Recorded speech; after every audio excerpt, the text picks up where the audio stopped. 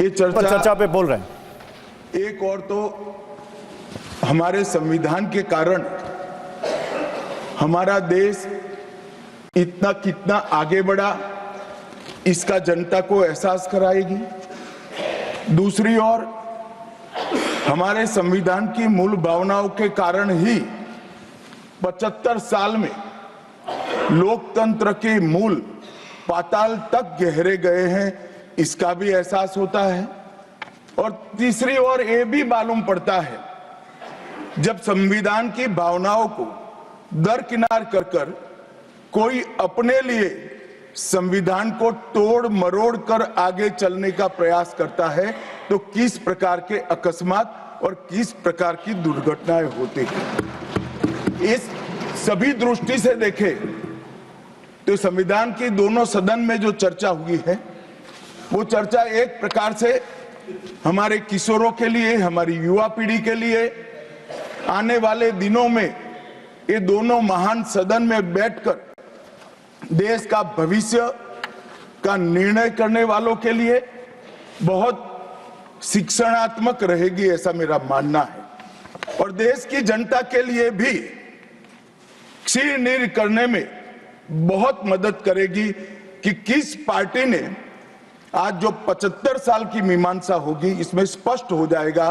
किस पार्टी ने जब जब जनता ने शासन अपने वो पार्टी के हाथ में दिया संविधान का सम्मान किया है या नहीं किया है। मान्यवर, बहुत लंबी आजादी की लड़ाई के बाद हम आजाद हुए। जब हम आजाद हुए तब दुनिया भर के कई राजनीतिक पंडितों ने कई आगाहियां की थी कि ये देश बिखर जाएगा, शायद बन ही नहीं पाएगा। कुछ लोगों ने ऐसी आगाही की थी कि यहां डेमोक्रेटिक वैल्यू प्रस्तापित हो ही नहीं पड़ सकते, एकता हो ही नहीं सकती और ये देश आर्थिक रूप से कभी भी आत्मनिर्भर नहीं हो पाएगा। और आज जब 75 साल के समय के बाद संविधान को स्वीकार करने के बाद पीछे मुड़कर देखते हैं तो सरदार पटेल का मैं धन्यवाद करना चाहता हूं कि सरदार साहब के अथक परिश्रम के कारण आज देश एक होकर मजबूती से दुनिया के सामने खड़ा। मान्यवर, जो कहते थे लोकतंत्र इस देश में सफल नहीं होगा, मैं वो सभी लोगों को इस सदन के माध्यम से कहना चाहता हूं कि 75 साल हो गए, हमारे साथ भी पास पास पड़ोस में दुनिया भर में कई लोग आजाद हुए, नई शुरुआत की, वहां कई बार अकस्मात हुए, लोकतंत्र सफल नहीं हुआ। हमारा लोकतंत्र आज पाताल तक गहरा पहुंचा है। अनेक परिवर्तन रक्त की एक बूंद बहाए बगैर हमने करे हैं और विचारधाराओं के आधार पर भी परिवर्तन करे हैं।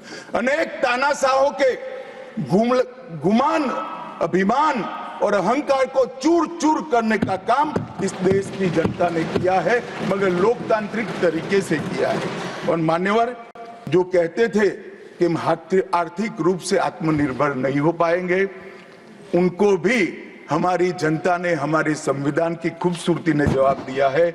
हम आज दुनिया का 5वां अर्थतंत्र बनकर सम्मान के साथ, और ब्रिटेन जिन्होंने सालों तक हम पर राज किया, और ये जो मैंने तीनों आगाही कही वहीं से पक्ष विपक्ष में से आई थी, आज ब्रिटेन भी अर्थतंत्र की तालिका में हमारे पीछे खड़ा है। मान्यवर, ये हम सब के लिए गौरव लेने का पल है, हम सब के लिए बोध लेने का भी पल है और हम सब के लिए संकल्प लेने का भी पल है। और ये सदन जे आपने लगभग 80 से ज्यादा सांसदों को मान्यवर बोलने का मौका दिया, 31 घंटे की चर्चा हुई और ये चर्चा में सभी भाव पक्ष या विपक्ष से कहीं न कहीं प्रकट हुए। मान्यवर, आज मैं जब यहाँ आया हूं तब ये बात कहना चाहता हूं कि आज हम जिस मुकाम पर खड़े हैं उस मुकाम पर महर्षि अरविंद और स्वामी विवेकानंद की वो भविष्यवाणी सच होती दिखाई पड़ती है कि भारत माता अपने दैदीप्यमान ओजस्वी स्वरूप से जब खड़ी होगी तब दुनिया की आंखें चकाचौंध हो जाएगी और पूरी दुनिया वो रोशनी से भारत की ओर देखेगा।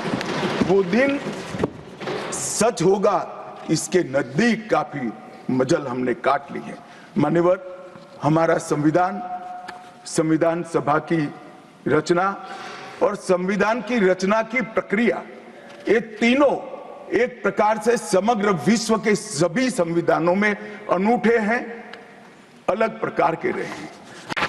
हमारे यहाँ दुनिया का सबसे ज्यादा विस्तृत लिखित संविधान चर्चा के सभी हमारे पारंपरिक लक्षणों को पार करते हुए हमने किया। इस संविधान सभा में 299 सदस्य रहे, 22 धर्म जाति समुदाय के सदस्य रहे, हर प्रिंसली स्टेट का प्रतिनिधित्व रहा, हर राज्य का प्रतिनिधित्व रहा। एक प्रकार से समावेशी प्रतिनिधित्व के साथ भारत का भविष्य तय करना, मतलब संविधान को रचने की हमारी प्रक्रिया आगे बढ़ी। 2 वर्ष 11 माह और 18 दिन तक अहर्निश चर्चा चलती रही, विस्तृत चर्चा चलती रही। देश के भविष्य, देश चलाने के नियम और देश की परंपरा को समाहित करते हुए देश को आगे ले जाने का संकल्प इतनी विस्तृत चर्चा के बाद बना। 13 समितियों में कार्य विभाजन किया गया, 7 सदस्यीय ड्राफ्टिंग समिति बनी और जनता के अभिप्राय के लिए भी शायद ही दुनिया का कोई ऐसा संविधान होगा जिसका ड्राफ्ट पूरी जनता को कमेंट्स के लिए दिया गया और कमेंट्स पर भी बहुत डिटेल चर्चा कर उचित बदलाव भी किए गए।